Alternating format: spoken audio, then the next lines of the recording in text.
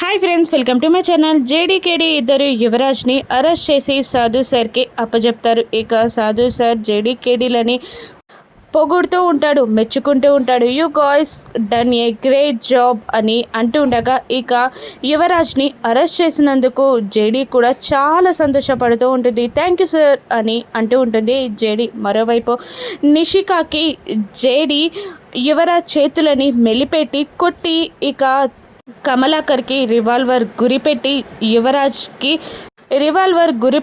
Arrest చేసి తీసుకెళ్తున్న situation అంతా తన కళ్ళ ముందు కదలాడుతూ కోపంతో రగిలిపోతూ అత్తయ్య, ఆ జేడీని ఊరికనే వదలకూడదు, ఏదో ఒకటి చెయ్యాలి అని అంటుండగా వైజయంతి, ఆమె సామాన్యురాలు కాదమ్మి, ఆమె బలం చాలా ఎక్కువగా ఉంది, ఆ అమ్మాయి చాలా బలవంతురాలమ్మి, ఇక మనం కౌశిక్కిని ఎలాగైనా రెచ్చగొట్టి ఆ జేడీ మీదికి పంపించాలి, అప్పుడే మనం ఆ జేడీని ఎదుర్కోవచ్చు అని అంటూ యువరాజ్ని అరెస్ట్ చేసి కోర్టుకి తీసుకెళ్తున్నప్పుడు జేడీకి కౌశిక్కి జరిగిన చిన్న మినీ యుద్ధం గుర్తు తెచ్చుకుంటుంది వైజయంతి. ఇంకా ఇలా అంటూ ఉంటుంది, ఆ జేడీకి సరైన పోటీ కౌశికేనమ్మి అని అంటూ ఉంటుంది వైజయంతి. ఇక అప్పుడే రూమ్లో నుండి కౌశికి బయటికి వస్తూ ఉంటుంది. ఇక దాత్రి కేదార్లు కూడా వాళ్ళ పనులను ముగించుకొని వస్తూ ఉంటారు. ఇక కౌశికితో మాట్లాడి దాత్రి కేదార్లు